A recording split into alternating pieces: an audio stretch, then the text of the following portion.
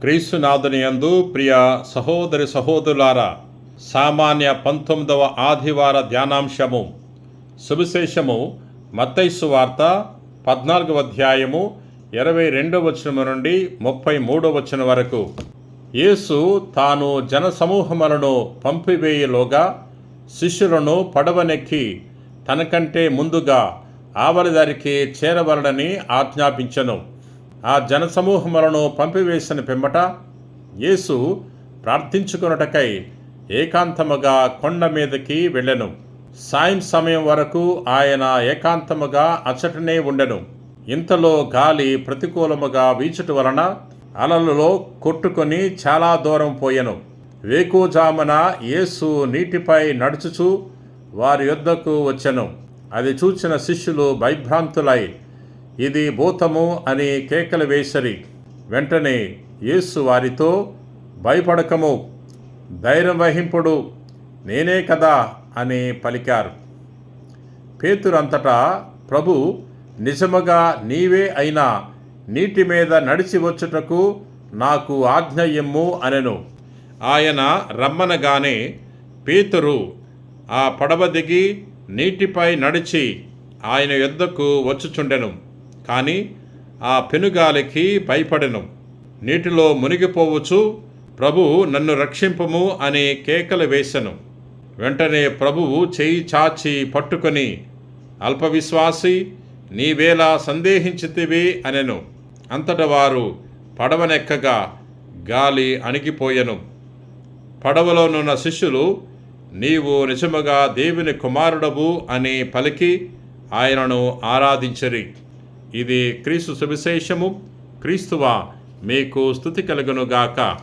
క్రీస్తునాథుని యందు ప్రియ సహోదరి సహోదరులారా, గత ఆదివారం యేసు ప్రభు 5,000 మందికి ఆహారం వసకటము గురించి ధ్యానం చేసుకున్నాం.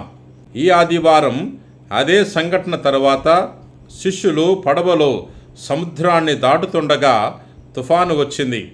ఆ సమయంలో యేసు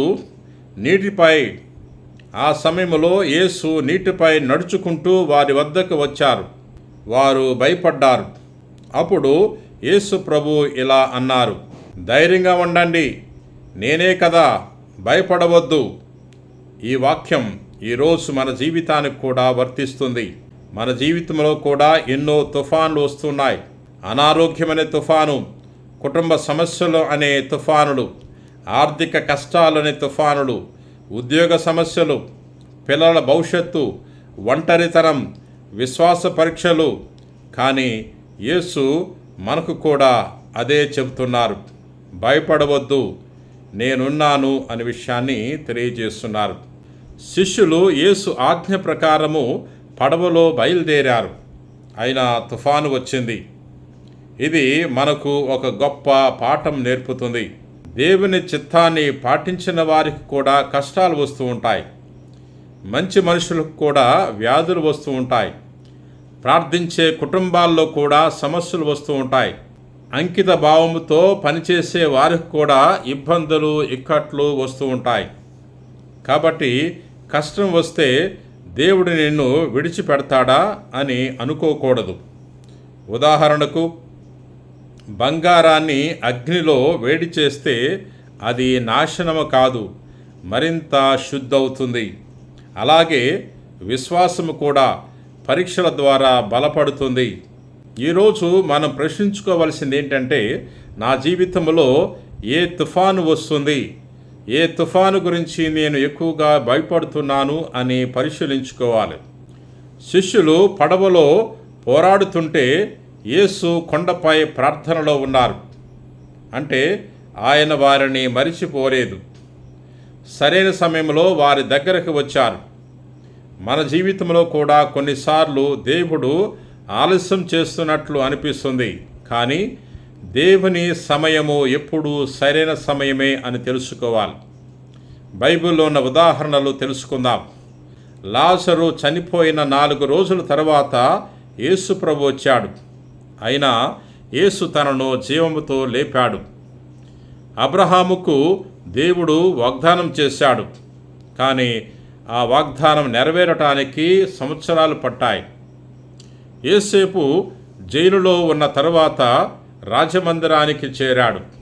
దేవుడు ఆలస్యం చేస్తాడు, కానీ ఎప్పుడు మరిచిపోడు. ప్రియ సహోదరి సహోదరులారా, పేతురు ఈ విధంగా అంటున్నారు, ప్రభువా, నీవే అయితే నన్ను రమ్మని చెప్పు. యేసు ఒకే మాట అన్నారు, రమ్మన్నారు. పేతురు నీటిపై నడిచాడు, కానీ గాలి వైపు చూసినప్పుడు భయపడ్డాడు. మన జీవితంలో కూడా ఇదే జరుగుతుంది. యేసును చూస్తే విశ్వాసం పెరుగుతుంది, సమస్యలను మాత్రమే చూస్తే భయము పెరుగుతుంది. ప్రియ సహోదరి సహోదరులారా, దీని నుండి మనం నేర్చుకోవలసిన ఆధ్యాత్మిక సందేశాలు: ప్రార్థన తగ్గితే భయం పెరుగుతుంది, దైవ వాక్యము తగ్గితే సందేహము పెరుగుతుంది, విశ్వాసము తగ్గితే నిరాశ వస్తుంది. ప్రియ సహోదరి సహోదరులారా, పేతురు మునిగిపోతున్నప్పుడు ఒక చిన్న ప్రార్థన చేశాడు, ప్రభువా, నన్ను రక్షించు. యేసు వెంటనే అతని చెయ్యి పట్టుకున్నాడు. మన ప్రార్థనలు గొప్పగా ఉండవసరం లేదు. హృదయం నుండి ప్రార్థన చేస్తే తప్పకుండా ప్రభు మన యొక్క ప్రార్థనను ఆలకిస్తాడు. ప్రియ సహోదరి సహోదరులారా, బైబిల్లో అత్యధికంగా మనము ధ్యానం చేసుకునే వాక్యం ఏమిటంటే భయపడవద్దు. ఎందుకంటే దేవుడు మనతో ఉన్నాడు. ఈరోజు కూడా యేసు చెబుతున్నారు, నీ ఆరోగ్యం గురించి భయపడవద్దు, నీ కుటుంబం గురించి భయపడవద్దు, నీ భవిష్యత్తు గురించి భయపడవద్దు, నీ పాపాల వల్ల నిరాశపడవద్దు, నేను ఉన్నాను. దేవుని సన్నిధి భయాన్ని విశ్వాసంగా మారుస్తుంది. ప్రియ సహోదరి సహోదరులారా, ఈ వారం 3 నిర్ణయాలు తీసుకోవాలి. ప్రతిరోజు కనీసం 15 నిమిషాలు ప్రార్థన చేద్దాం. కష్టాల్లో కూడా ప్రభువా, నన్ను రక్షించు అనే విశ్వాసముతో ప్రార్థిద్దాం. భయపడుతున్న వ్యక్తికి ధైర్యం చెప్పటానికే ప్రయత్నం చేద్దాం. ప్రియమైన సహోదరి సహోదరులారా, మన జీవిత పడవ ఎన్నో తుఫానులను ఎదుర్కొంటుంది, కానీ పడవలో యేసు ఉంటే మనము మునిగిపోము. ఈరోజు ప్రభు మనందరితో తెలియజేస్తున్నాడు, ధైర్యంగా ఉండు, నేనే కదా, భయపడవద్దు. మనము పేతురులా ప్రభువును పిలుద్దాం, ప్రభువా, నన్ను రక్షించు. అప్పుడు ఆయన తన చేతితో మనలను లేవనెత్తుతాడు. ప్రియ సహోదరి సహోదరులారా, ప్రార్థన చేసుకుందాం.